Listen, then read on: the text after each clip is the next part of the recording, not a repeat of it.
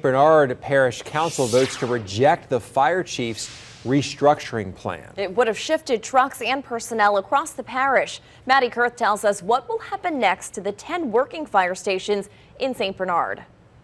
A lot of heated discussion in St. Bernard tonight, with some first responders speaking out against their fire chief and asking parish council to intervene.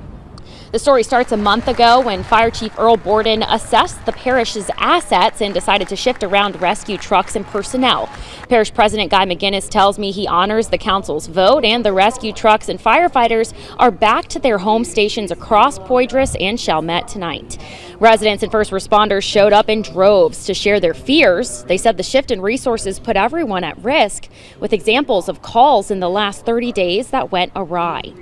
We told them that it was going to put us unsafe because of the fact that we wouldn't have the backup whenever we got these calls. We also told them that it was going to put the public at risk because of the lack of response time. At the end of the day, if anything happens in any place in St. Bernard, eastern, western, wherever, fire trucks are coming.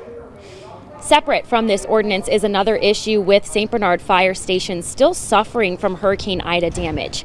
Stations 11 and 12, that's Wyclosky and Delacroix, are still out of commission, meaning anyone that far past the Violet Canal Bridge relies on Station 10, Barrett, to respond. Now, Chief Borden tells me he's looking into the cost to repair or reinstate those stations, but as of tonight, no movement there. Reporting in St. Bernard Parish, Maddie Kurth, Fox 8, Local First.